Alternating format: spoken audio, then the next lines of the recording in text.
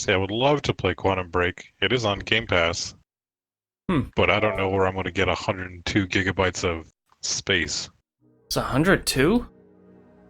Yeah, Because I think it's only 80 on my computer. Even that's a lot, and but and that's before like the extra shit, like the extra episode packs or whatever. yeah. But yeah, all right. We're live now. Um, what's it called? So yeah, obviously, judging by the title, me and Brian are gonna talk about the best games of 2019, or like our game of the year, or top five. Yeah, fucking. I don't know. Like, I sort of only have like a top four, maybe, and some honorable mentions. Like, so I guess I'll get those out of the way, really. I would say Ace Combat 7, which I only just started playing, but it's a lot of fun. I haven't even tried the VR yet. Just haven't had time because I really want to be able to sit down and play it for like a good while. But I've been playing like missions here and there, and it's a lot of fun. I also tried the multiplayer, and despite being a total noob, it was still fun. So it's a really good game, and that did come out this year. What else? What I mentioned. Have you ever played Ace Combat before? I don't think so, right? No, I'm not big into the flight sims. Yeah. This one isn't like a sim. It's like more like an arcade type game, but it's really fun, and I like it a lot. They're pretty popular, and makes sense because it's like it is a fun game to play. I think this is the first one I've actually played in the series, but all right. I guess other than that, I know one that you did play is Call of Duty Modern Warfare, the reboot. And I thought it was good. Well, I thought it was really good for a Call of Duty campaign. I didn't think it was better than the original, but it's still pretty cool, and I didn't like the multiplayer, so that's part of why I didn't buy it and why it's only an honorable mention for me. I got it as a gift, and I don't mind it. I'm actually enjoying it quite a bit, and I have been playing the multiplayer, not a lot, but more than I have any other Call of Duty in years. Hmm. It's enjoyable. I actually really like it. I haven't, and the campaign is pretty good too. Yeah. Yeah. Um. Yeah, the Call of Duty multiplayers are hit or miss for me, and this one is definitely a big miss, just because it's more catered to like a camping style. Also, I hate the maps. There's just too many different directions that you can get shot from, and too many like openings and paths for where people can just sit in the window and just shoot you in the back and like I'm never a fan of multiplayer games that are like that. Like I feel like it should be more about skill than it is about map knowledge, and I feel like that's the case with that one. While something like Black Ops 2 was all about just gun skill. Like it literally funnels you towards the other players on the other team, and that makes it way more fun, in my opinion. But yeah, another honorable mention. I don't think you played. I don't think you mentioned is a Plague Tale: Innocence, which was like a cool, like linear, old school style, like story based game with some like interesting gameplay and stuff. Like not your typical game. And the only thing that held it back for me is the story was just like a little hard to follow.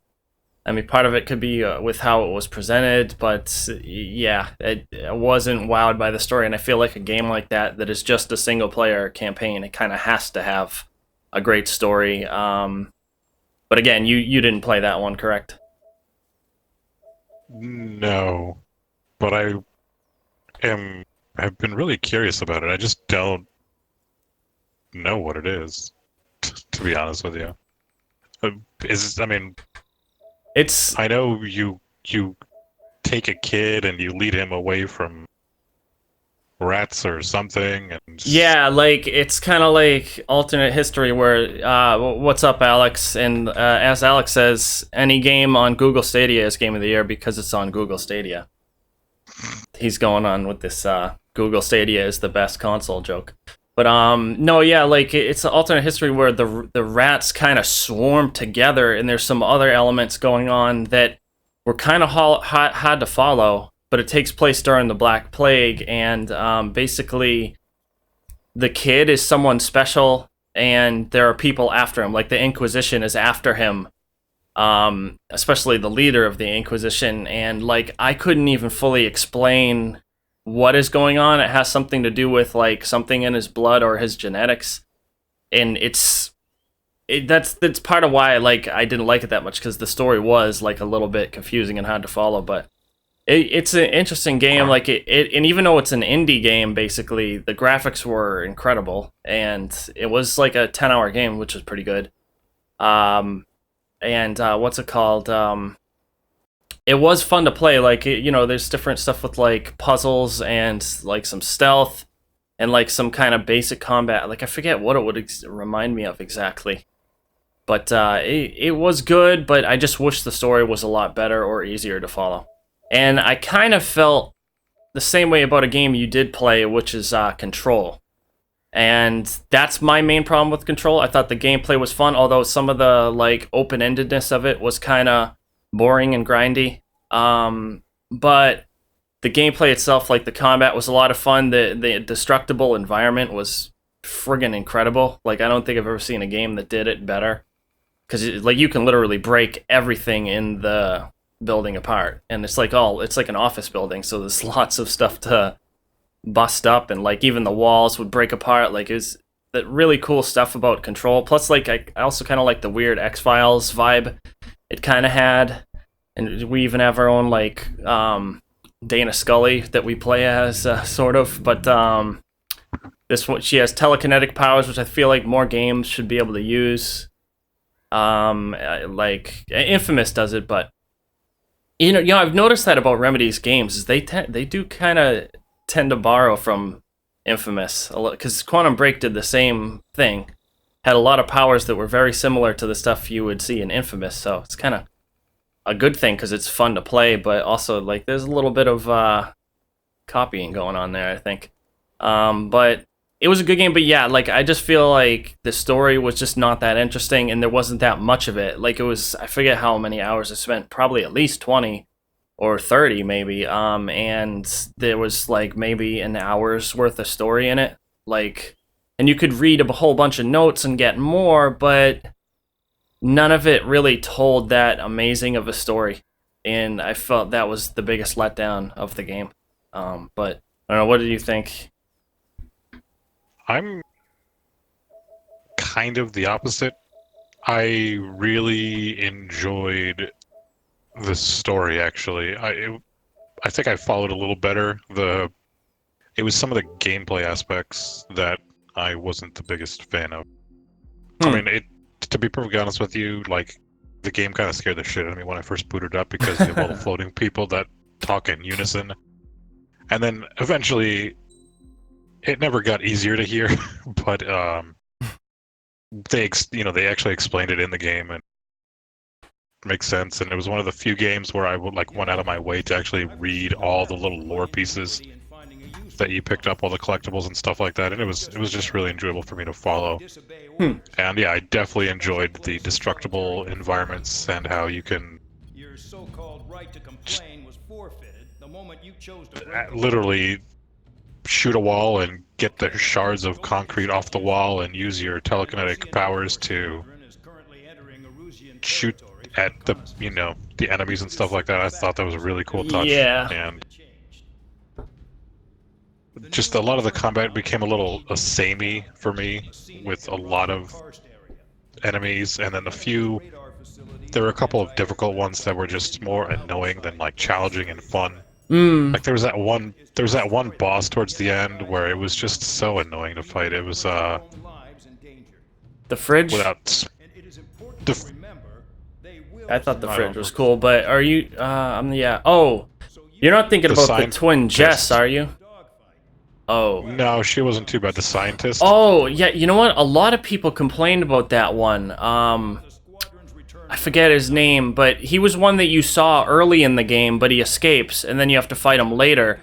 And apparently a lot of people complained about him too, but I actually got through it relatively easy, like kind of luckily, because I don't know. I guess it's maybe because I hid behind cover most of the time, and then just picked my shots, which is usually not how I play. But he killed me quickly the first time, so I was like taking it. I'm pretty sure I'm thinking of the same guy.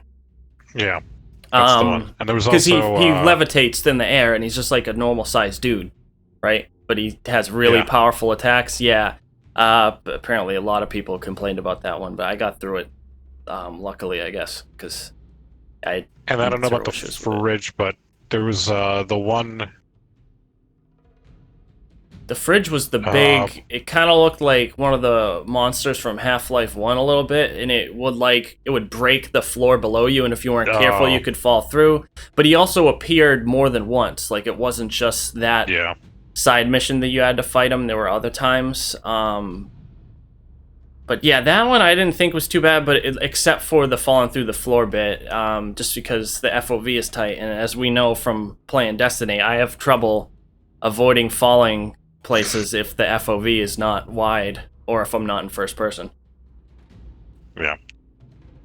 That and the clock boss. I had a lot of trouble with the clock boss for a long time until I upgraded my skills and came back later.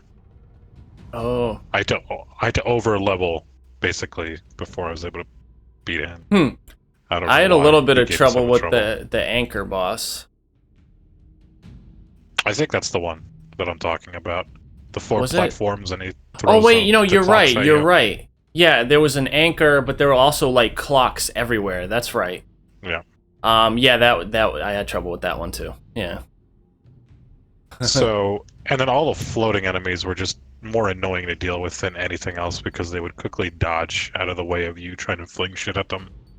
But I mean, every other enemy was pretty easy. Yeah. Even like some of the named ones, and it was just a weird discrepancy in enemies and combat and stuff like that I found.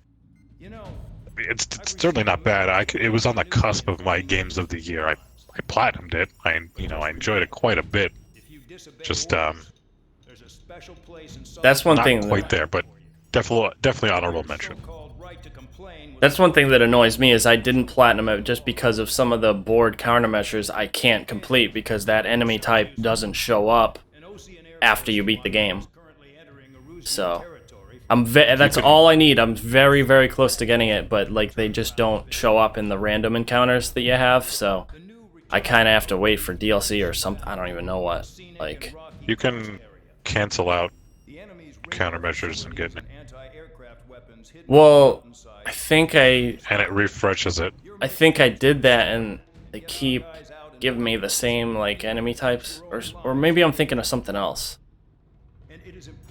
I don't know, but either way, like it was something that where I couldn't get it. But yeah, or wait, maybe it's not those. It's just like I have to kill a certain enemy. I don't know. But anyways, so yeah, I thought it was good, but not.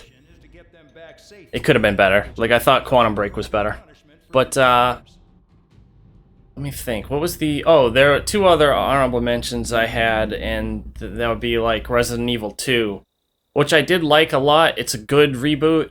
I just wasn't that amazed with it. Like, it's a very cool game and it's really well done, but like I guess I wasn't as blown away by it as other people were. It's not an honorable mention of mine. I can definitely see where people enjoy it. I played it. I tried it. It's not my in the slightest fucking bit.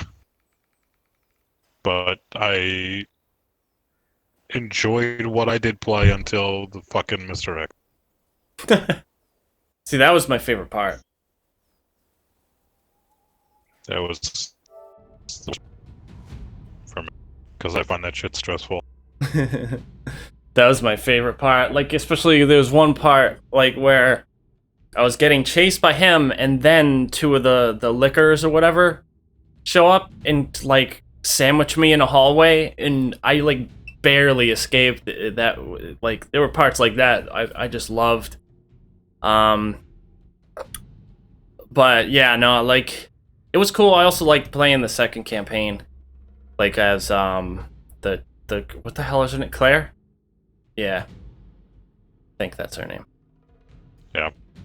We And also like Alien Isolation, so you like that. yeah, and there's like nothing scarier than that. Like, but I mean, yeah, no, like even what's his name, the Tyrant he really didn't even scare me, to be honest. It was just like intense and just fun to me. So yeah, like I look at that stuff like very differently.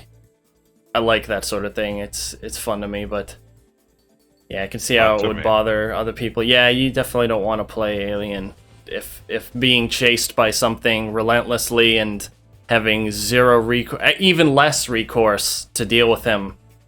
Like literally, because I've been replaying Alien Isolation. If the alien sees you, you're almost guaranteed dead. Unless you have the flamethrower, which you don't get till like halfway through the game, and even then, there becomes points where he will find you so often that even having that, you'll run out of ammo, and then it'll go back to how it was at the start, where if he sees you, you're dead. Because you can't outrun him, you can't hide from him. Once he sees you, you're fucked. And like, and not being seen by him is extraordinarily difficult, because his vision, his hearing, everything is just fantastic. Like, and it's so fucking intense. But that's what I love about it. But there are other enemies. Like, it's not just the alien the whole time. And I feel like the game mixes up stealth and I've talked about that game before, and that's not what this podcast is about. But yeah, no, like that is not one you would want to play if the Tyrant bugs you. Is my main point. But so the other honorable mention that I think, I mean, well, obviously you played as well, Days Gone. I don't think it was the greatest game, but the more time I've thought about it is like, I do like it maybe a little more than I did while playing it. It's just that, like we discussed before, like it starts off kind of mediocre. Like the first area is just not interesting story-wise, and there's a lot of grind in the game, I think. But I do think there is a good game there, and I think that the sequel could be much better. Like, 'cause I do think they have something special there, and obviously the game looks incredible. And it is fun in a lot of ways. It's just that I felt like it was a little too grindy and a little too long, and the story could have been better, even though it really wasn't bad either. But I don't know. What do you think? Yeah, there's a lot of good and there's a lot of bad. Mm-hmm. I didn't find it too grindy. I also kind of like games like that. I mean, I do like JRPGs, so definitely don't. Well, I found it a lot more grindy than even like Xenoblade 2. Your main exposure with JRPGs is just Xenoblade. There are a lot of really grindy fucking games out there. So Xenoblade isn't a grindy one? It's fairly grindy, but it's nowhere near as bad as many, many others. Yeah. Like, I mean, hell, even Xenoblade Torna, the like DLC expansion, is more grindy than the main game, I think. I also like MMOs, which are basically nothing but grind. Yeah. Because you play for hundreds, if not thousands, if not tens of thousands of hours, and you're basically doing the same thing: leveling up, getting better gear, doing new content, waiting for expansion, leveling up some more, ad nauseam. Yeah. So I never minded that aspect of Days Gone. It's just the beginning wasn't very good. The end got way too long in the tooth. And the story, I didn't mind the story. It was just as cliche as fucking possible. I knew exactly what was going to happen by like the halfway point.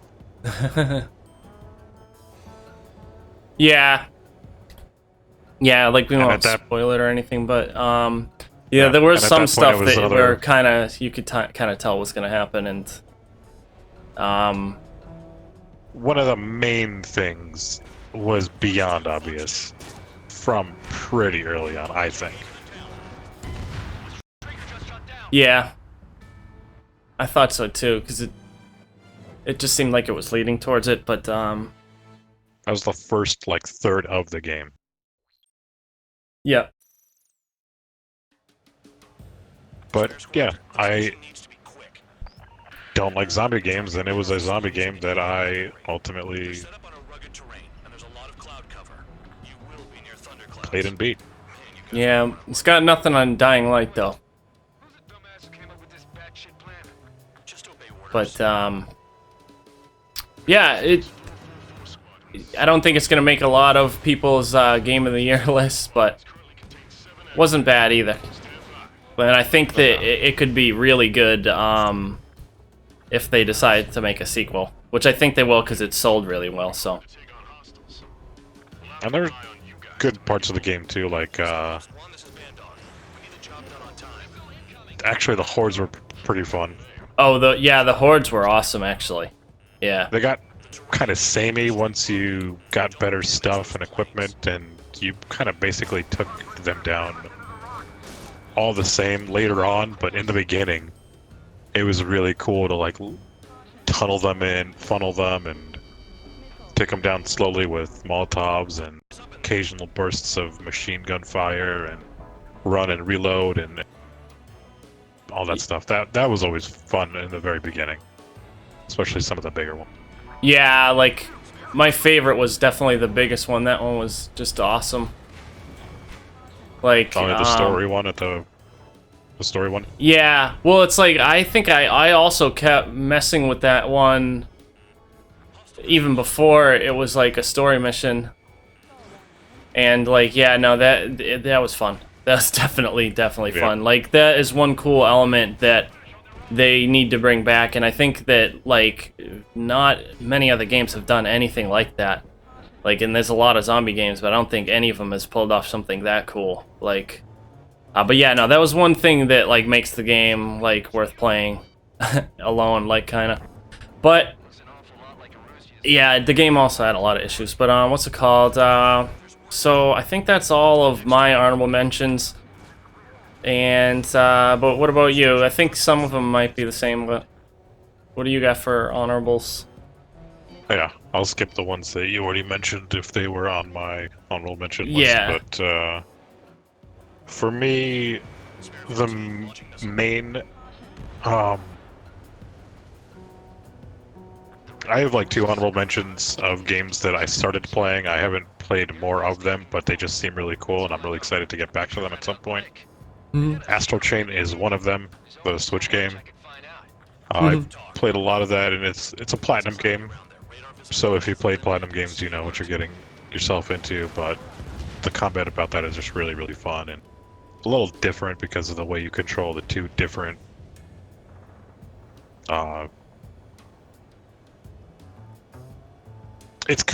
Imagine Xenoblade, but you're simultaneously controlling the Blade and Rex with the Joy-Con. That's kind of cool. Like one, yeah, and you kind of both. I mean, obviously it's not a JRPG; it's an action game like Bayonetta or something like that. But imagine just being able to dual control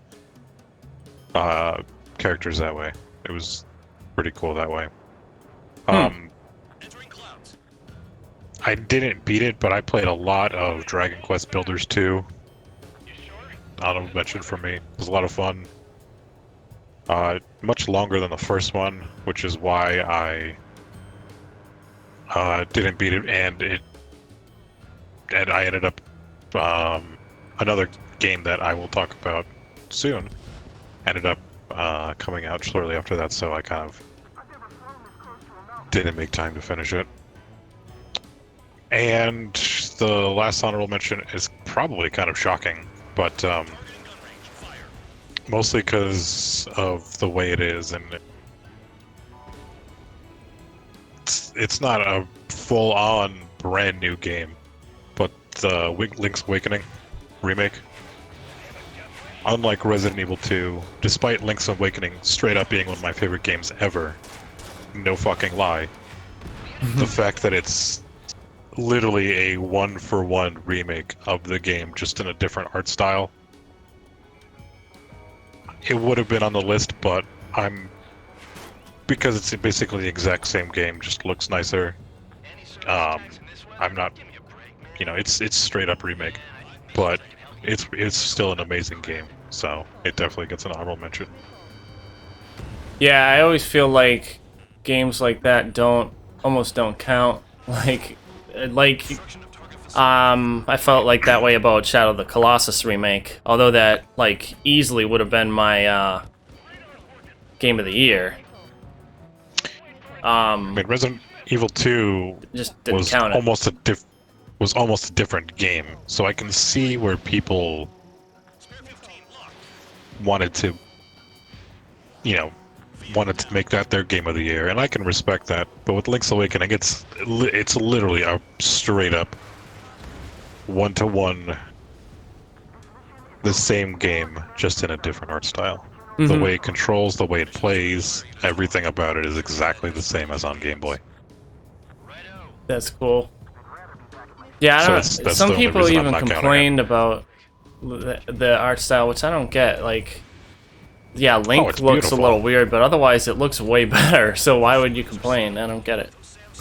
I love the way Link looks. It's very diorama-like, and that's the point. And I don't understand why people complain about that. I thought it was a really great art style.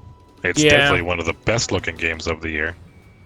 It's not the most photorealistic, beautiful, but it's definitely a great-looking game.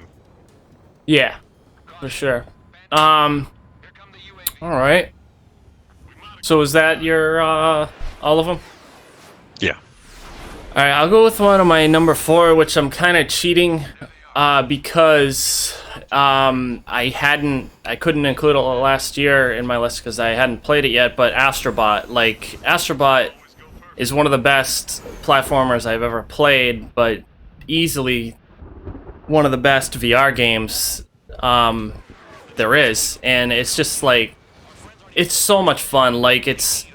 There's a lot of really fun stuff to do other than just the basic levels, but the level design and the controls, the gameplay is so good. It's just an amazing game, and I feel like it's the one VR game that you would love, especially if you like Mario games, because I feel like it's that type of thing, but with just much tighter controls, and I love the shit out of it.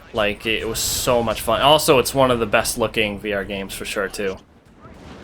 But yeah, That and Moss, Moss is Are what awesome I'd- too. Yeah. what I'd want to play VR for. Yep.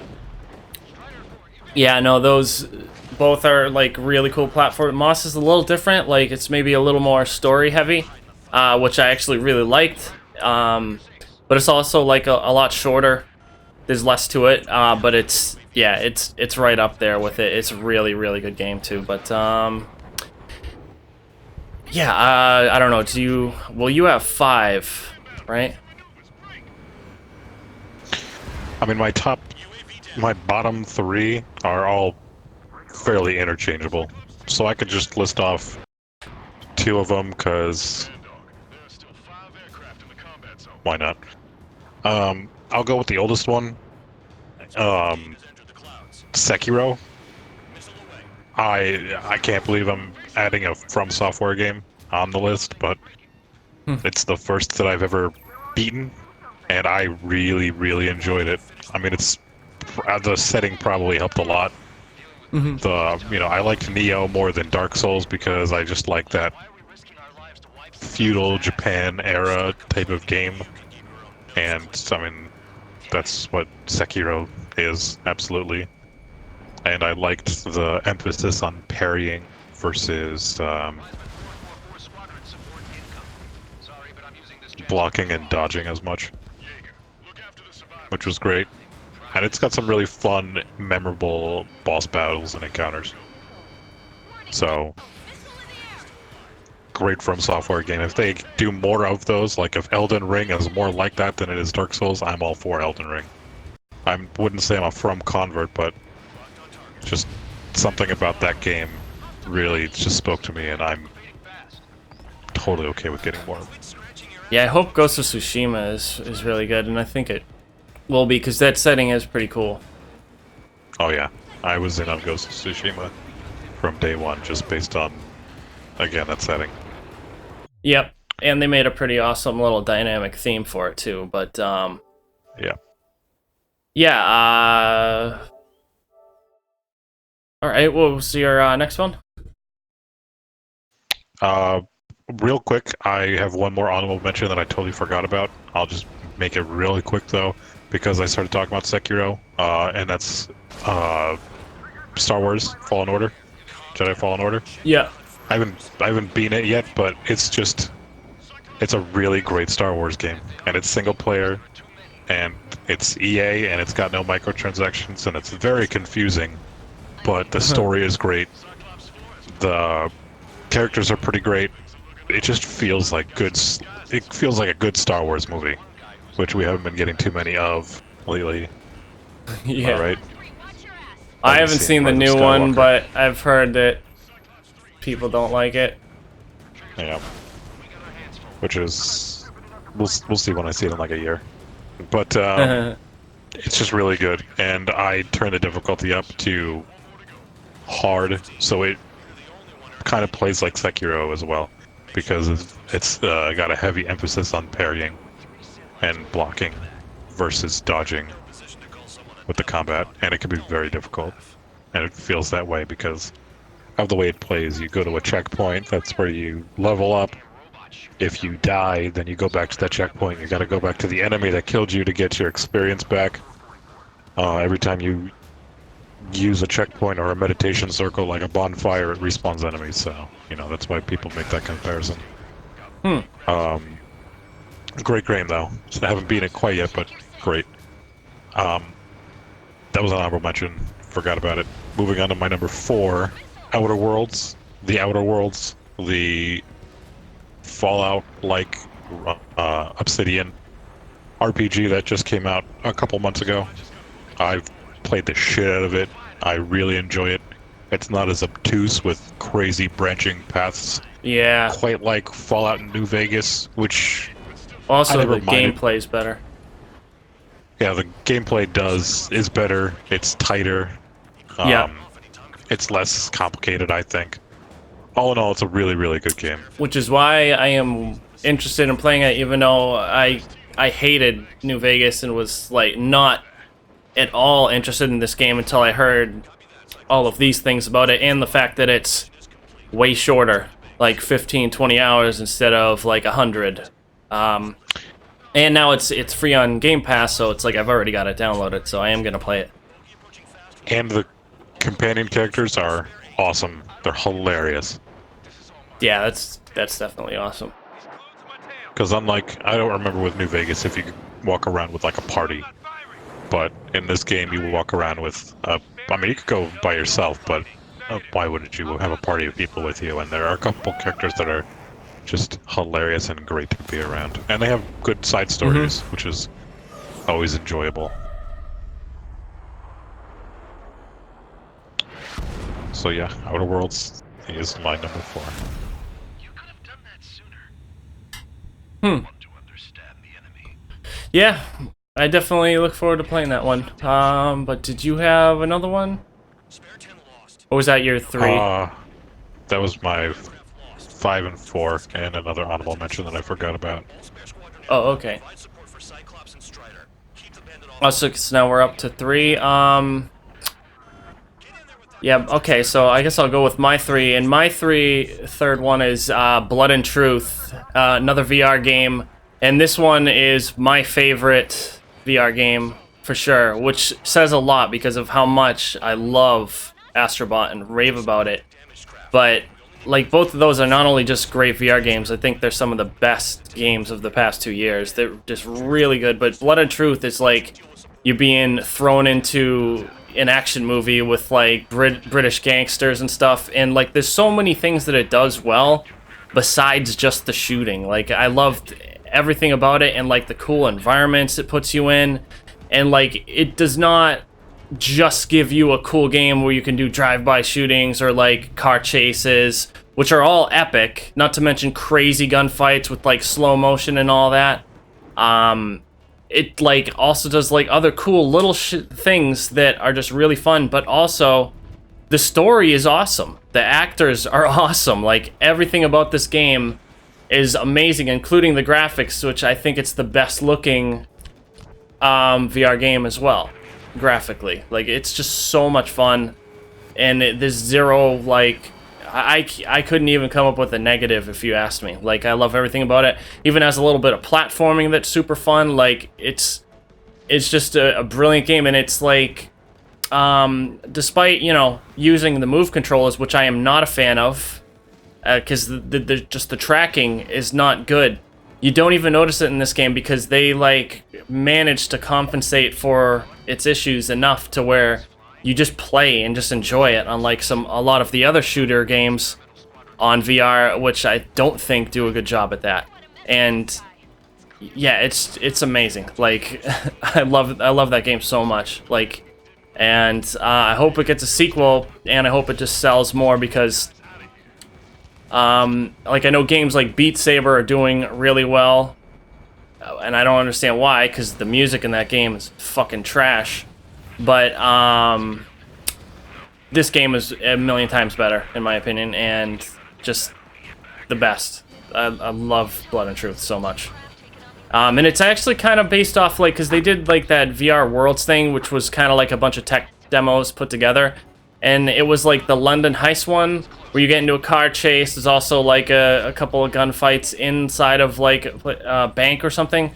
And, like, people, like, kept saying, make a full game out of that, make a full game out of that. And they did, and that's what Blood and Truth is. And it's just a really, really well-done game. And because it's in VR, it's super immersive. I love that game. And I'm definitely playing it again as soon as possible, because it's one of those linear short games. Although it's not that short, I think it's like 6 hours long. It's just one of those games I could play a million times, just because it is never not fun. Like like I can't remember there even being any parts that weren't anything less than amazing. It's fucking really, really good. And it's one of those VR games that I wish that everyone could play, but obviously not everyone can because it's VR and not everybody has VR. I think only like 1 in 20 PS4 owners have a VR, so obviously not everyone can play it, even though I really think it's one of the best games on PS4, especially this year. But yeah. Okay. What is your number? Like one of those. Yeah. It was one of those games where every time I've seen it, it looks like the kind of game that I would like to play if the thought of VR didn't make me want to vomit. And I'm not saying that to shit on VR, just I assume if I play any VR, I'm going to vomit because I get motion sickness pretty bad.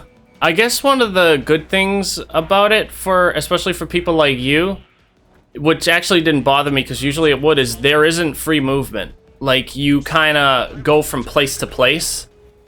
Like, it's kind of like how The Division works, or actually even Watch Dogs, where you look at a certain point of cover and you just hit a button to advance towards it. So it's like, in that respect, it's, maybe not as bad motion sickness wise for some people, but it is still a VR game where you're in first person, and it's not something like Astrobot where there's very, very little like camera movement other than you just turning your head to see where you're going.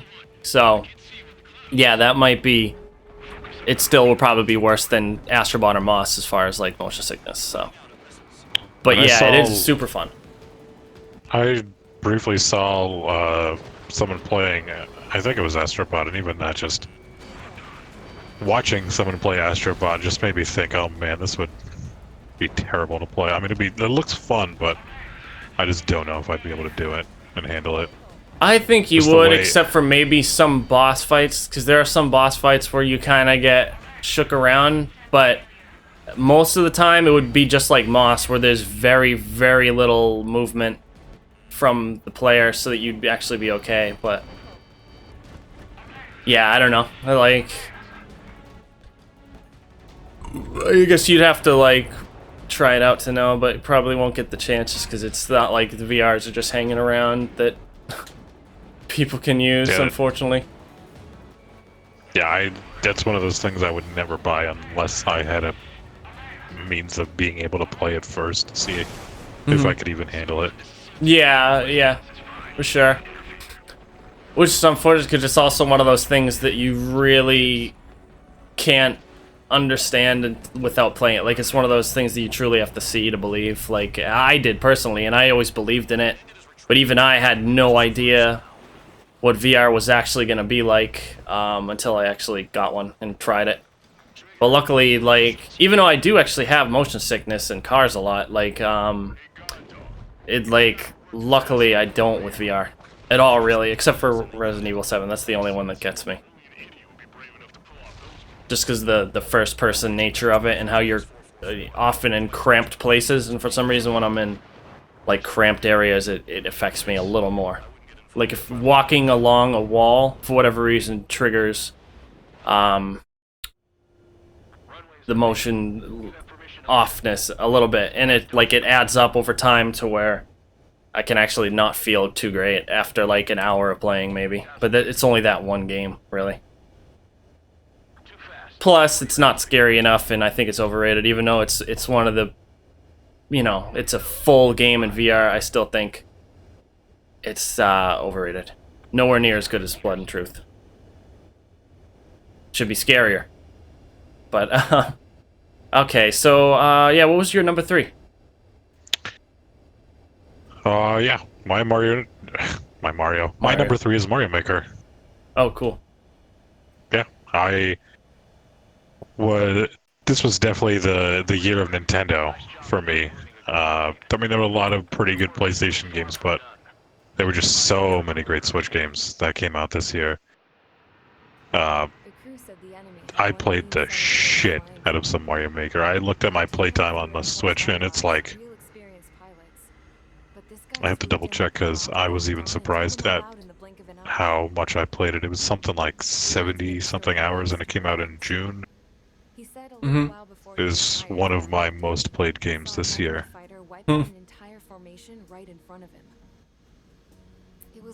And that's saying Huh. something considering some of the other games that are on the list that I'll talk about shortly.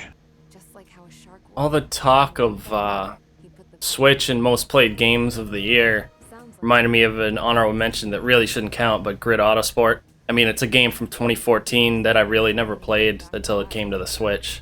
So it's new on the Switch, but not a new game. But I've definitely played that the most on Switch in the last couple months, but not more than Xenoblade 2, because obviously I put like 90 hours into that. But Yeah, I have 70 hours of Mario Maker, and I haven't even made a Mario. I haven't made a Mario. you don't all even I've you don't done is- make yeah you play other levels. Yeah, Damn. and there's nice. some really good ones out there. Oh, I believe it. Some really surprising, interesting. Like the shit people come up with is just unbelievable to me sometimes. That's why I'm like excited to play more of Dreams, just because you can make literally anything, and especially because it's gonna have VR too. That's gonna be really fun. But Yeah, it's kind of like that, but just Mario, and I love me some fucking Mario. what's it called? Far Cry always had some cool level creator shit in it too. I remember there was even like a first-person Mario thing in Far Cry 4 that I tried out. That was pretty funny. I don't know if Far Cry 5 still has that in map editor, but that was always a pretty cool feature. It did. It was very robust, actually. Yeah, you could make a lot of shit in that. But okay, so that was your number 3. Now, so my number 2, which is pretty close to my number 1. Like on another year, it might be my game of the year. And out of a lot of other people's nominations, it would be my game of the year. But Death Stranding, it's like such a unique and interesting game, because its basic premise I bet to a lot of people does not sound that great. Like, you basically play a delivery man that's trying to reconnect the United States in a post-apocalyptic but like really weird world where the world of the dead is like kind of intersecting with the world of the living in certain ways and manifests as all sorts of crazy fucking shit that's going on. But it's a Kojima game, so I think that's why it's hopefully sold really well, because he just has a great pedigree as one of the best directors, if not the best game director in the business. And I think this game is no exception. Because like what it accomplishes, making a game where you basically are delivering stuff, although it's a lot more interesting than that and more complicated.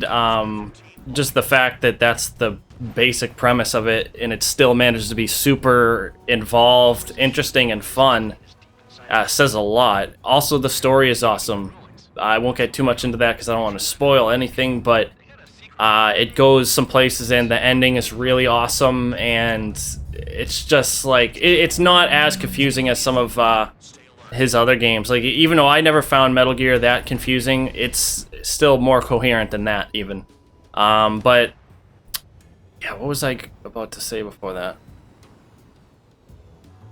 But yeah, like the way it handles multiplayer, I thought especially was just incredible and awesome, because it's funny because it matches the theme of the game itself, which I think is really, really cool. Like, because the game itself is about reconnecting between people, because, like, yeah, maybe that's something I should mention about the story, is, like, because of the world of the dead, like, kind of invading the living, normal people can't go outside, really, because it's just way too dangerous for them. Plus, there's rain that sends anything it touches back in time, which is kind of ridiculous, but it's explained and stuff. But, yeah, so basically, there's only certain special individuals that can go outside, and so it's up to them to basically get people supplies and reconnect the United States, because it's been broken up by some terrorists and some other things that have happened, because these things called void outs, which basically create giant craters anywhere they happen, and like that's one interesting thing with, like, if a dead body isn't cremated, it'll turn into a void out and create a giant crater where a city once was, and it happens like once in the game early on, and it also can happen randomly as a player.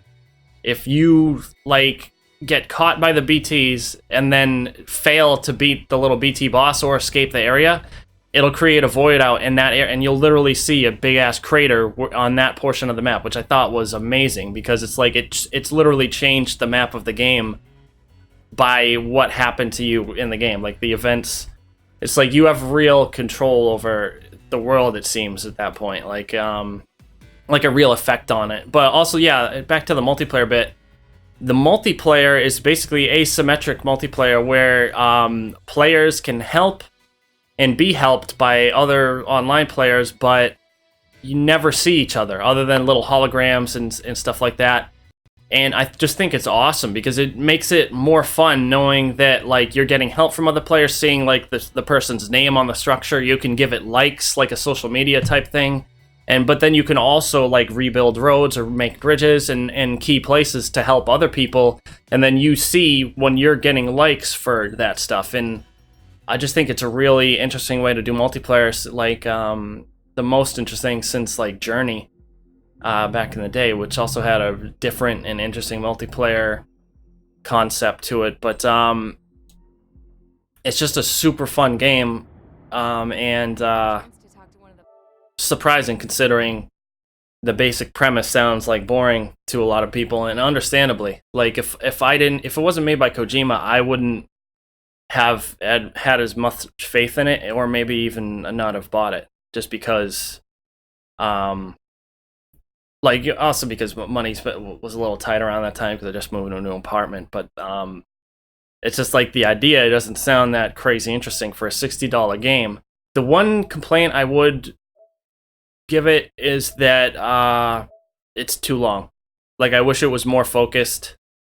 And it's like, I know some people appreciate there being a shitload of side content to do. And it's like, I did enjoy doing the side content, which is why I kept spending too much time on it, and I had to stop myself from doing it.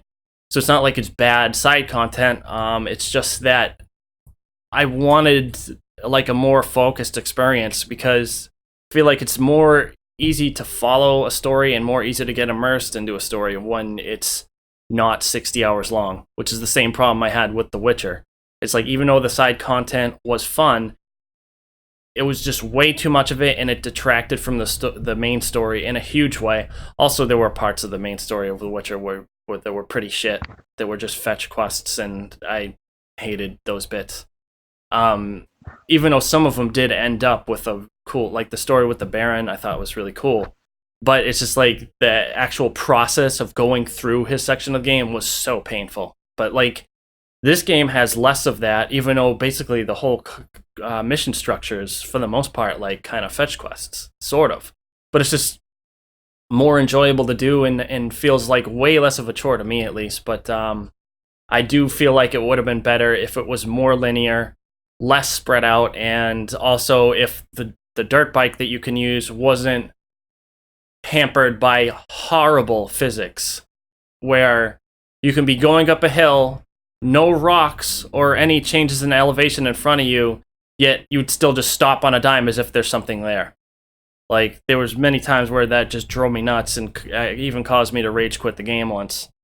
But other than that, I really don't have much complaints about it, and I think it's like an amazing game and one of the most interesting games in years, and one of my favorites on PS4. Like, and also I think graphically it's the best looking game ever made. I think even though it's using Horizon Zero Dawn's engine, I think it blew Horizon out of the water, and I think it's the only open world game to ever come close to Uncharted 4's level of graphics quality, especially in lighting, and I think it kind of beat it a little bit, which says a lot because it's an open world game and it beat the very pinnacle of linear fucking games as far as graphics are concerned. Also, awesome soundtrack, awesome audio, like great controls other than the bike.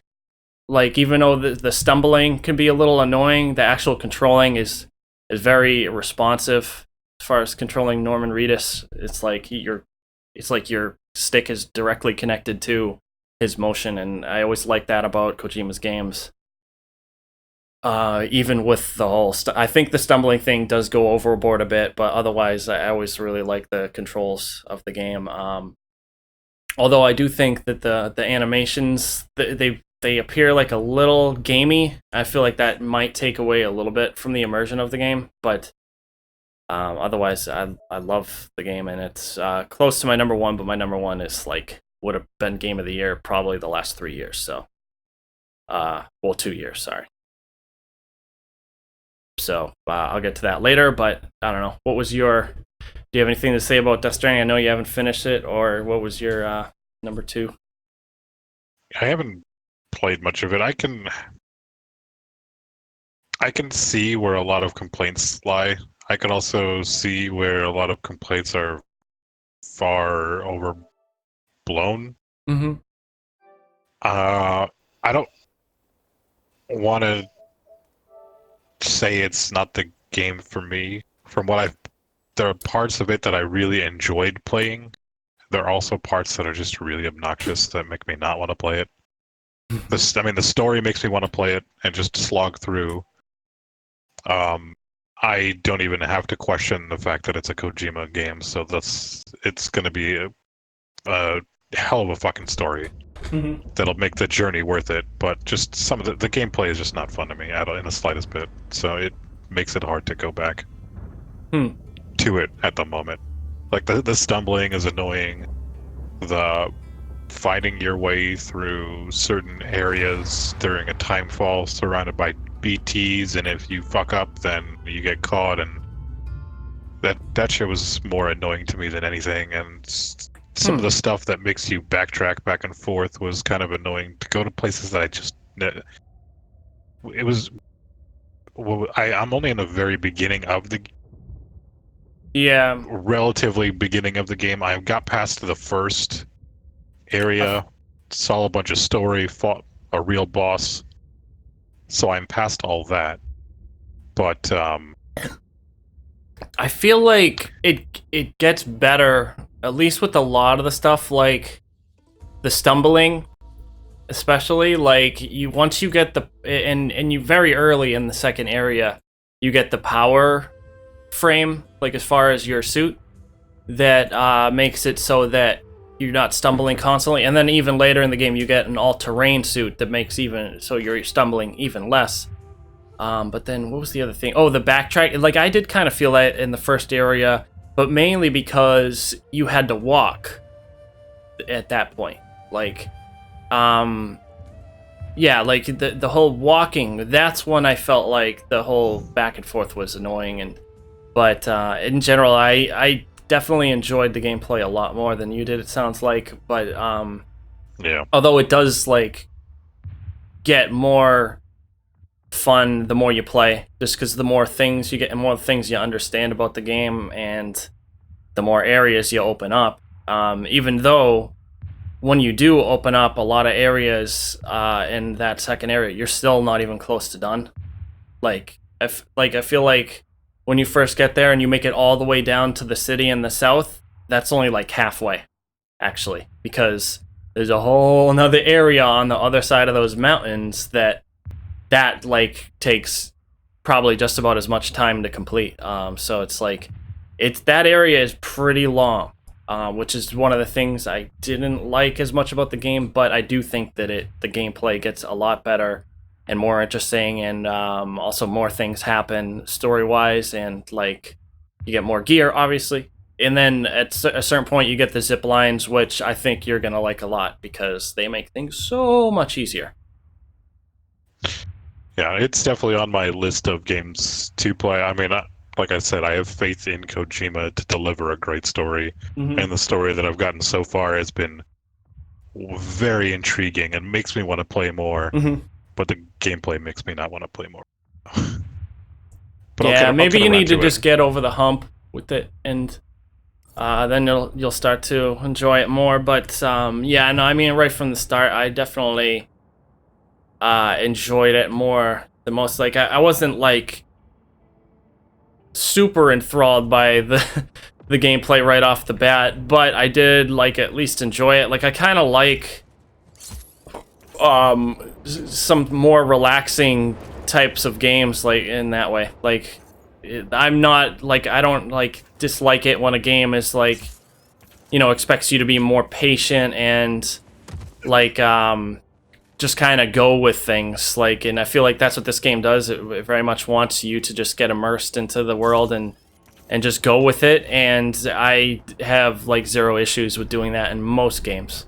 So it's like, yeah, and then eventually I did come to like genuinely enjoy the gameplay a ton. Like it really does become fun once you just get used to it and get into the swing of it. Like it's really fun actually. Like, but I can see how it's not for everyone. For me, it definitely was though.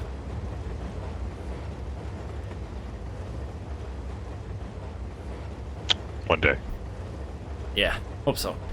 Got the collector's edition, so I just want to hold my plastic baby while being inside of Norman Reedus. Yeah, I still wish I could get that controller because I love the controller. It's got the whole you know, see-through orange of the BB pod, and what's it called? Also the writing on it. Yeah, it's just a really cool controller. I wish it wasn't relegated to just the slim PS4 Death Stranding thing, because I am Probably get it not on eBay. a fan of the. Actually, yeah, you probably could, but it'd probably be like $100, and yeah.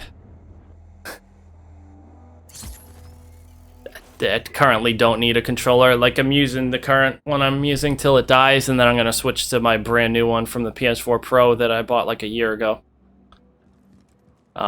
Which I still have not used once. Hey man, keep that shit fresh for when other things break. Yep, and they probably will, considering my other PS4 controller's on the way out, and I went through 3 before this as well. But luckily, I got that extended warranty for the PS4 from PlayStation, and it paid for itself by replacing 2 controllers for me, so that helped. But yeah, what was your number 2? Other than the one, you know, you leave in the toilet. Potty humor? So yeah, Anybody? yeah. That was a pretty shitty joke. Uh. Uh, All right. So yeah, like I said, the first three were all interchangeable, but this next one is where things really start to separate for me. My number 2 game was Fire Emblem Three Houses. Huh. I played the shit out of some Fire Emblem this year. I've never beaten a Fire Emblem game. I've started them countless times. I've always wanted to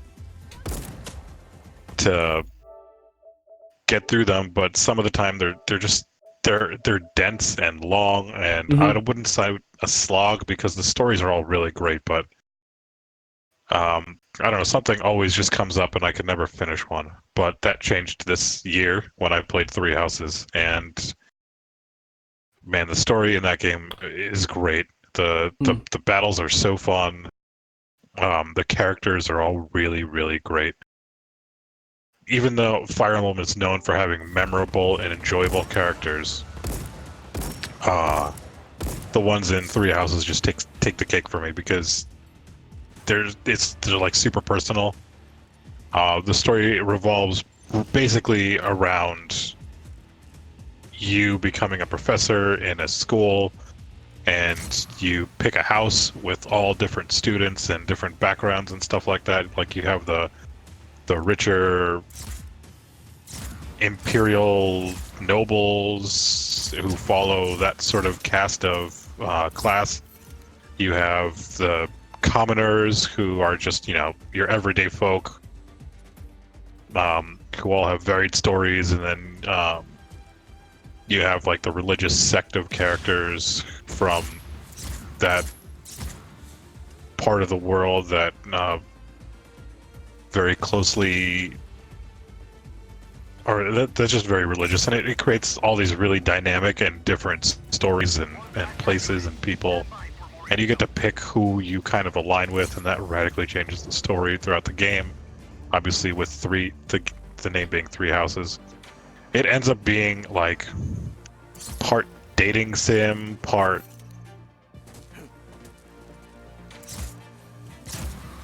I don't want to say Harry Potter like, but sort of, because you have the competing houses and stuff like that, and it's all fun and games at the beginning, but obviously it's not really spoiling much because it's pretty obvious from the get-go that you have to align with one house and shit ends up getting serious at some point down the line. And that's why you have to align with one of the houses specifically, so it's not much of a spoiler saying that, but yeah, the story gets really good. You pick, they're wildly branching story paths and differences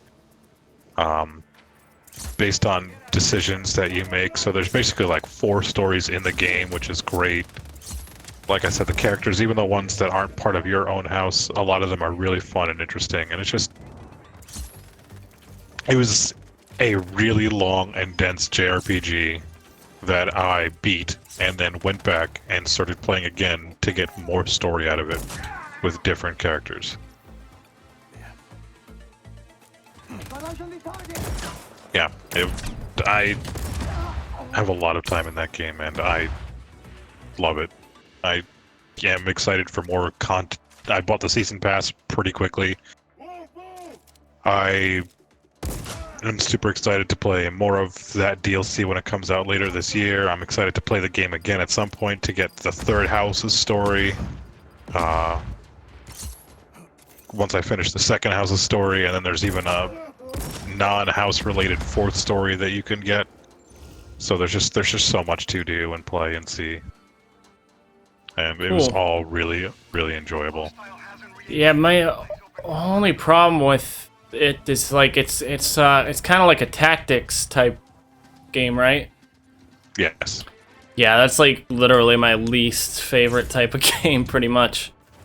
Or like, XCOM and shit like, yeah, just not a fan of that type of game.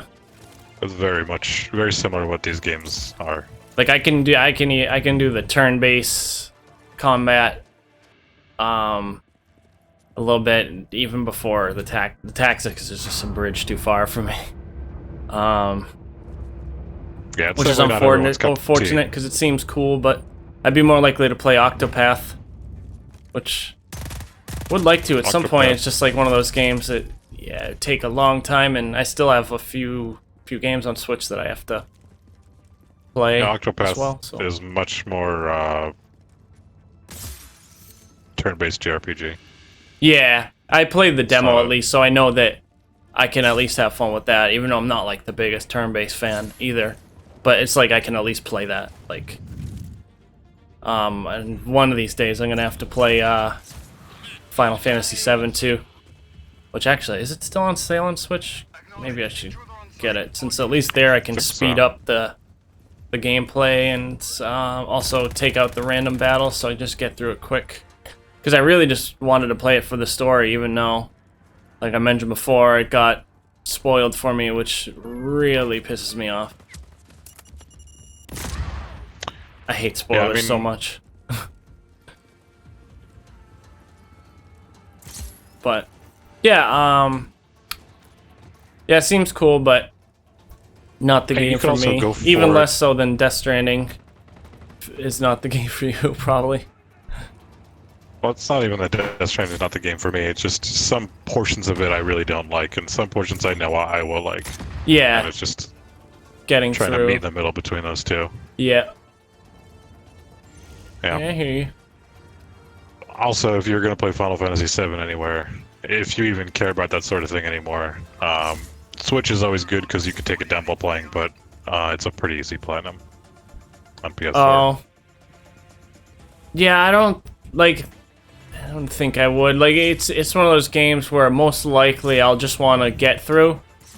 But yeah, no, being able to play it on the go is actually pretty important. These places So yeah, no, I think the Switch would be a good way to play it. Yeah, it's solid, and you're not missing much because it looks like shit. Yeah, like it doesn't look any different on Switch, I don't think. It's a 20-something-year-old PS1 game. Yeah, like I think the PC and PS4, they all look like the same basically. Yeah. Better than the remake, because you actually get a full game. True. Just a shame because I think the remake looks cool otherwise, like gameplay wise. Yeah. But yeah, they fucked up, making it like a tenth of a game or something. Yeah, who knows? But okay, so I guess it's time for me to talk about my number one. But Wonder what it could be. I know, right? Yeah, anybody who knows me knows what this is going to be. It's going to be Metro Exodus, which is really one of my favorite games on PS4, period. It's one of my favorite games ever, really. And I'm a huge fan of the series, so naturally, maybe I'm a little biased, but I just think it's an incredible game and really deserves a lot more recognition.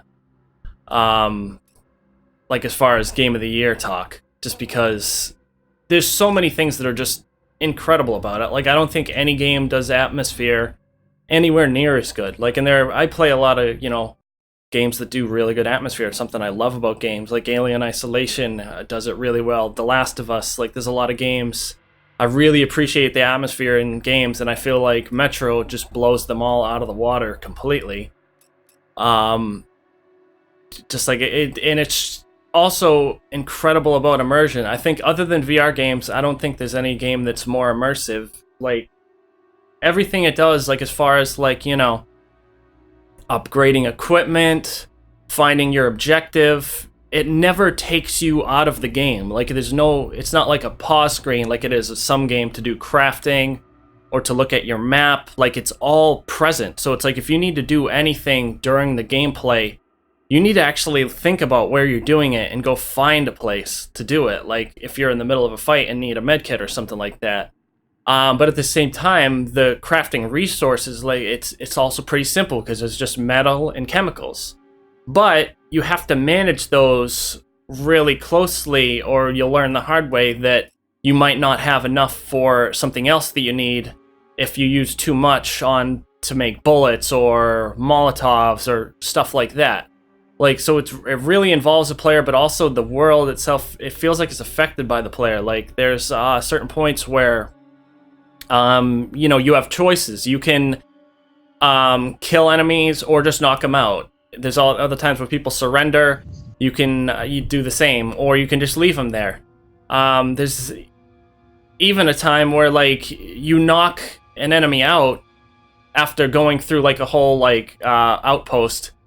And it's like, if you knock him out later in the game when you go to sleep, because there are certain points, like, you can sleep at places to, like, refill your health. Well, actually, not to refill your health, but to advance the time, because there's day and night cycle, and things are very different, like, stealth-wise, depending on whether you're in the day or the night, because obviously people can see you more easily, and you'll be awoken by that same guy that you let live.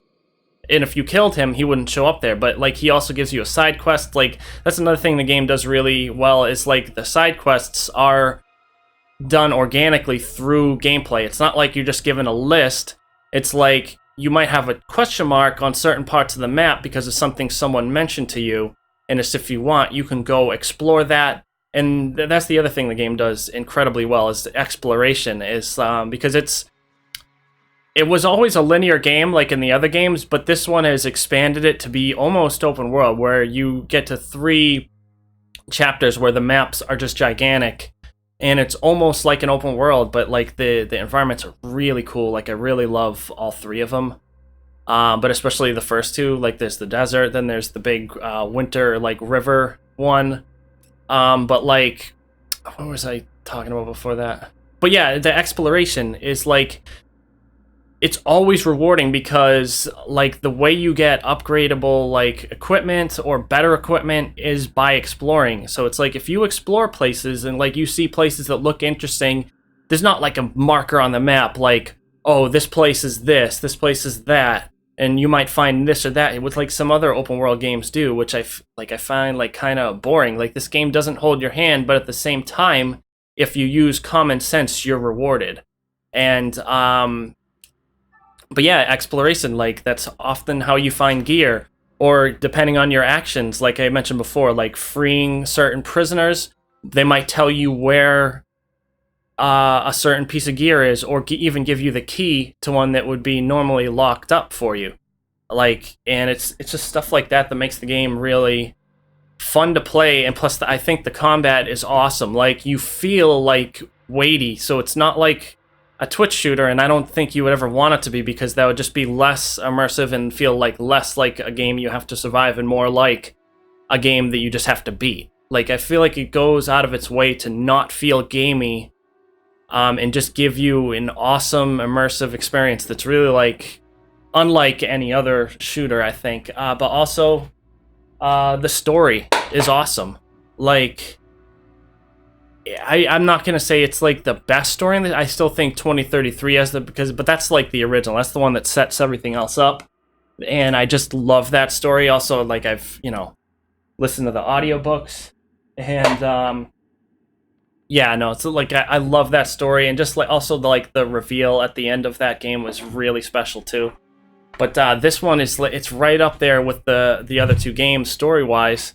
But I think it's a better game just because of all the things I mentioned about how it does the open world and how much fun it is to play. Like, it's just such a good game, and I hope more people play it, just because it's pretty unique, and it's so worthwhile to play. Like, and I played it 3 times. Oh, also the New Game Plus it has, it's awesome. Like, I love it because you can modify certain things in the world to make it more or less difficult.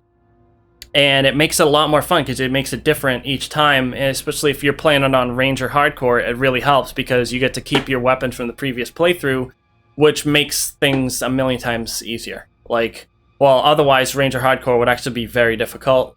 With having the weapons, it's actually way more manageable, although you still have to be smart, you still have to be careful, and it's just, yeah, no, I love this game a ton, and, like, I'd put it up there with anything on PS4. Like, I'd put it over God of War, Spider-Man, maybe even Horizon. Like, it's up there with, like, you know, Uncharted 4 and The Last Guardian, which are some of my favorite games ever too. But yeah, I love the whole series. So maybe I'm biased, but I just think it's a super well made game. I guess the only things that maybe keep it from being like a perfect 10 for me is RTM doesn't speak during gameplay, which is super annoying. It doesn't make sense and it breaks the immersion. Although he does speak during loading screens where he reads his diary, which is just super weird. It was like that in the first two games as well, but in this game I think it hurts it even more. Just because like there are times where like if you just opened your fucking mouth, this whole problem would be solved, or things would be so much easier, but he just never speaks, and that got on my nerves. I guess the other thing that got on my nerves a little bit is they basically put the entire events of Metro 2035, the book, into the first chapter, and it basically only takes like an hour or 2 hours. And I felt like they should have spread it out a little more, just because there's a lot that happens, and I think they kind of crammed it into that 1 hour just so that you could be thrown out into the open world, which I think maybe other people prefer, just because, I think there are some people that just like the open world more than the linear, and I love the open world, but my favorite chapter is actually the final chapter, because it cranks the atmosphere up to 20, and gives like one of the creepiest and just most fun fucking chapters I've seen in a game ever, really. Like it's not scary in the way like a horror game is, it's just creepy and intense and so much fucking fun. Like I love that part of the game. And that's like the last, because there are linear chapters in between a lot of the open world ones. So it's not entirely an open world game, like it never was. And plus, even in the open world sections, there's still a linear goal to achieve. And I mean, frankly, I wish Death Stranding was more like this, just because I think it's just way better. Because it's like you have the element of freedom that you can feel as a player, but also the focus on, you know, the pacing and the events that happen and the story, which I think is just so much better than these games that just throw you an open world, give you a whole bunch of shit you can or cannot do. And I feel like anytime games do that, pretty much it takes away from the actual main story the game is trying to tell, and stretches them out too long.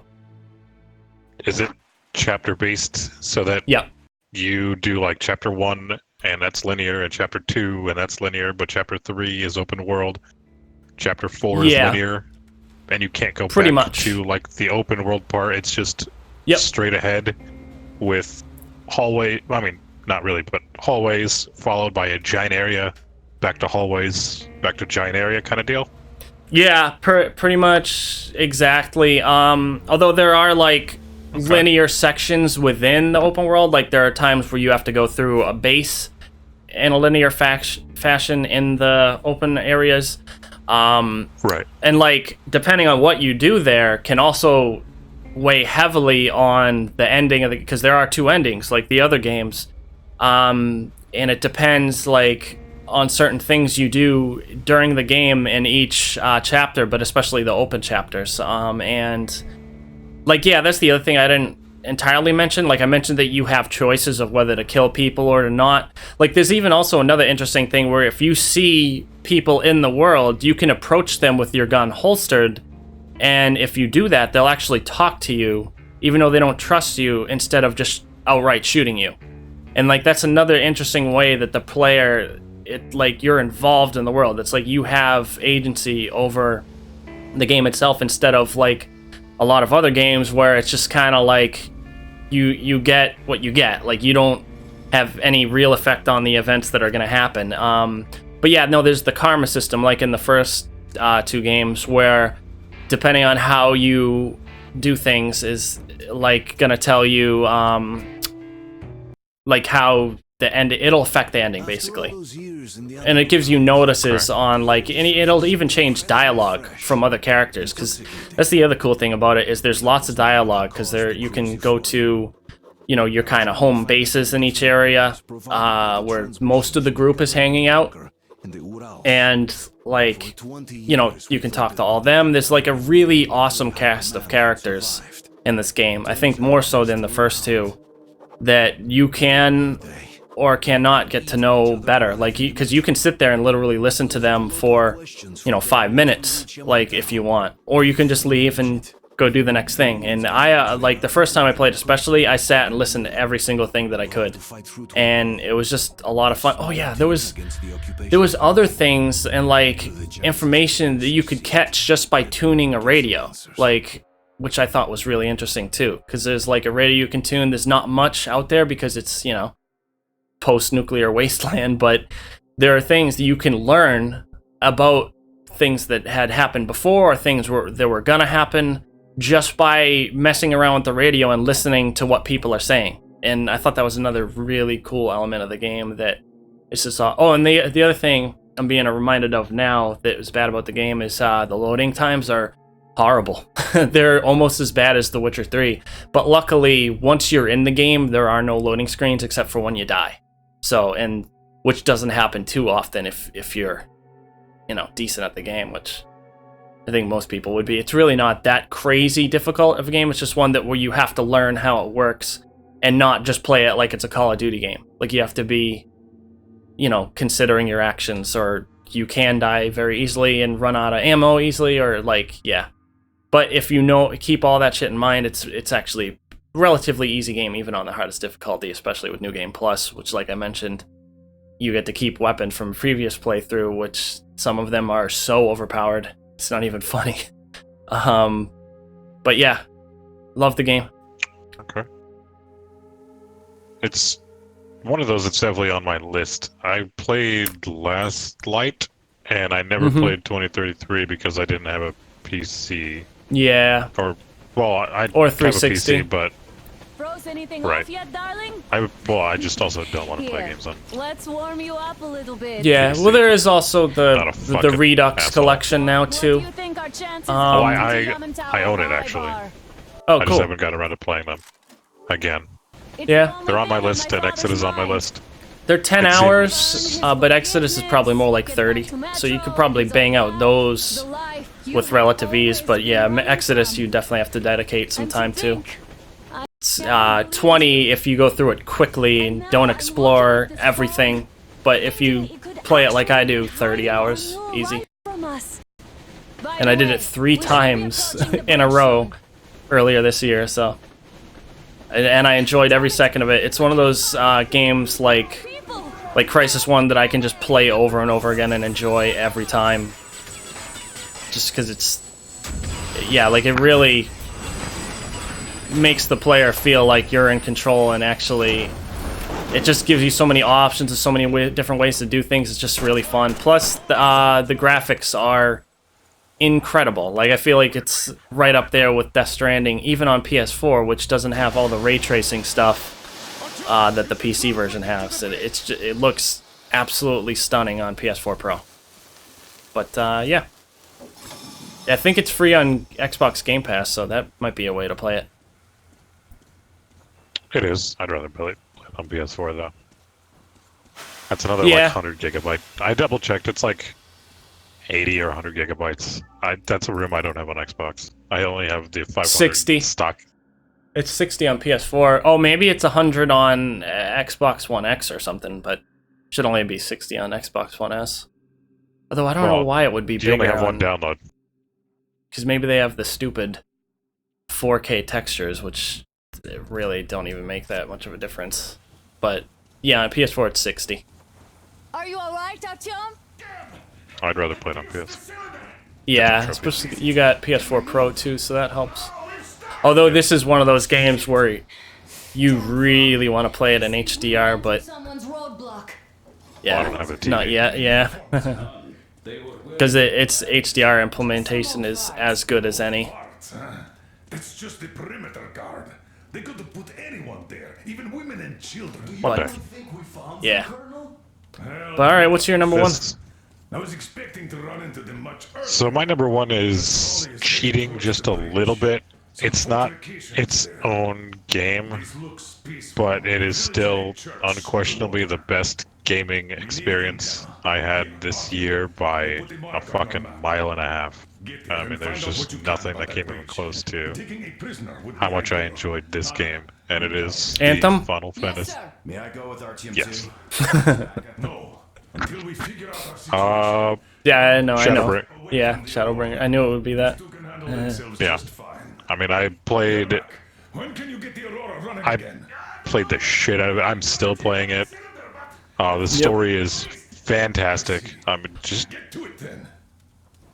it makes it one of the best Final Fantasy games ever. Period. Defensive action. The story is a little cliche, without spoiling anything, but it's got some kind of silly cliche moments. But overall, the story is excellent. The characters are excellent. The voice acting is great. It's got some of the best music in a video game I've ever heard. And Idiot. Cool. You give him cover from the Aurora. yeah, Sam, it's stay in reserve. it's special in a lot of ways, and it probably helped that it came out when my wife was deployed. So I just had a lot of free time on my hands, and I was a little lonely. And I was able to play, a multiplayer game with other people, made some new friends. Really enjoyed my time with that game. Really enjoyed everything about that.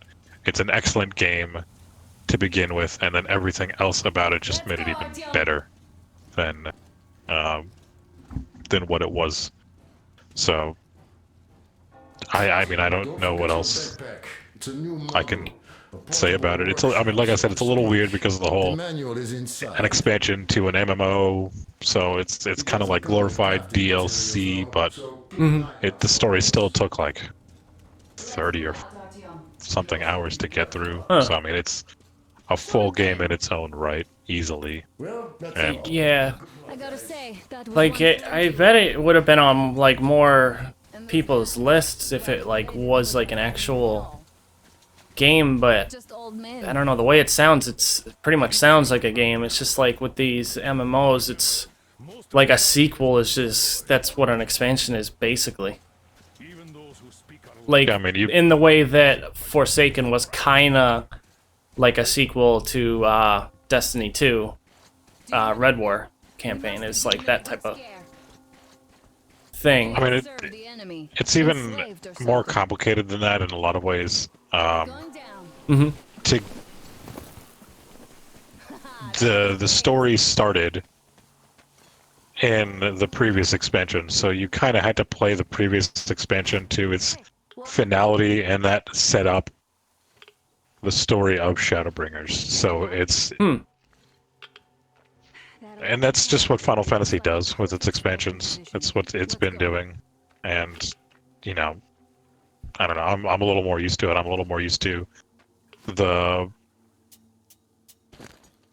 MMOs in general compared to you, for example, who doesn't play them at all. Yeah. Destiny is probably your closest thing to an MMO that you play or have played or sort of play, and even that, it's like I call it an MMO light because it's just very much simplified compared to a more traditional MMO. I mean, it's still very hardcore and still got a lot of depth to it, but still, And it's grind. not quite a lot of grind in Destiny. But yeah, easily Shadowbringers. It was an amazing experience. It's still amazing. I downloaded the soundtrack for the game on Amazon, and I occasionally just listen to it because the music is just that good. That's a one lot of thing the I music- noticed about Amazon Music that's better than Spotify is that it actually has like movie and game soundtracks on it, while Spotify does not. And if you have Prime, it's also $2 cheaper, unless you get the HD one, which is like another $5, which I think is unfortunate. Because I actually And- like high-res music files that definitely sound better, but I don't know if it's worth $13 a month. But Also, because it beats using YouTube, that's for sure. oh yeah. Also, what is it called? no tool on Spotify, but it's on Amazon. Yep. Look, a rabbit. The licensing on that is. Yeah, Amazon, I guess, has more money or something. I don't know. They just Well, somehow of course. work it out so that they got game soundtracks, while Spotify definitely doesn't. Which I thought was Yeah, pretty I mean- interesting. While I tried, I did one of those trial things with it. Right. But now I'm redoing the Spotify, because if you get Xbox Game Pass, you get free 6 months with Spotify Premium if you're not a previous subscriber, which I just made a new account to do. So I got Spotify for another 6 months for free, which is nice. Even though I don't Should use probably it that do that. much. Most of my music I just have downloaded, but if I want to listen to anything that I don't normally have or listen to, Spotify. Yeah, I just mentioned that because I know you got the Game Pass, so you should have the 6 month thing. But yeah, like I said, if you've got Premium before, you'll have to make a new account to get the 6 months for free. Just easy enough. I never did. My wife had it before, so that's good to know. Mm-hmm. We've been meaning to get Spotify again because we're sharing with my sister, and as it turns out, Oh, sharing yeah. a Spotify account is the most obnoxious thing in the world. Yeah, it's not as easy as Netflix, from what I could tell, which is why I never asked my brother for his sign-in, even though he has Premium. Yeah, no, you can only listen to one device at a time, Yeah. and that obviously creates some problems when you have 3 to 4 people Oh, yeah. potentially trying to listen to music. Yeah, like at least My wife's Netflix, you on- could do like 3 at once, I think. Yeah, I'm not mistaken, but yeah. and you could pay more to have more devices available at once too. Yeah. So I think Netflix is smart. It's like they know people are going to do it anyway, so why not just like let them, you know? But yeah. All right, but it's about the time I have to get going. So luckily we made it to number 1. But yeah, I don't know. Tomorrow, yeah, maybe tomorrow we could try to check out Gears and Halo and stuff. Yeah, we can try. I don't know if I will be available or not tomorrow. I will let you know. Friday I am not available because it is my Okay. anniversary. Yeah, the only thing I'd say is if we are gonna play like those, we should do Gears 5 last because I actually just finished it last night. So yeah, if I'm Well- gonna play it again, I'd rather play some other stuff first. But I don't mind playing it again either. Even though the Well, we're gonna- open world sections were not done anywhere near as well as Metro Exodus's were. I feel like it was one of those examples of games forcing open world stuff into a linear game in a really annoying way. Like even worse than Tomb Raider. Well, I have only ever played Gears 1, Oh, and I don't think we can play 2 or 3. yeah, we can. Well, through Is- backwards compatibility, we can. Oh, those are available on the PC? No, but I have them on 360. Ah, okay. That's Like, yeah, the So- backwards compatibility still works directly with 360, so yeah, no problem there. And 3 is actually my favorite, so like, yeah, I'd definitely be down to play the rest, especially since you haven't played them. But it would be cool to try Ultimate just because it's been a while since I played the first one, and it's a decent remake from what I can tell. Yeah, But yeah, we and I got it cheap. try that out, and Halo Reach, of course, which Yep. is a prequel, so it doesn't matter that I haven't played the ones that came before it yet. Really? The only ones Okay. I'm missing is 3 and ODST, and hopefully by the time hopefully those will be out soon, like the rest of the Halos on PC. Yeah, I never, Oh, yeah. other than 5, I should be able to, because I don't think they're putting 5 on PC yet, but at least the 3, 4, and then the first 2, which would be cool. Cause yeah, I've always wanted the Master Chief Collection, but yeah, yeah, I'll give you a shout tomorrow, because even if we want to just hop on just to make sure that the co-op thing will work, which I think it will. I did look it up. They said there was cross-play with co-op, but we'll check it out tomorrow and maybe go from there. But yeah, that's it for the stream. Everyone, peace out. I'll be streaming something in the future. I don't know what. Maybe Alien Isolation after me and him try to get Gears to work. But unless you have time to play it, but we'll see. Play Shadowbringers, everyone. And play Metro Exodus, everyone. Game of And the year. Fire Emblem. And Death Stranding. But alright, peace out.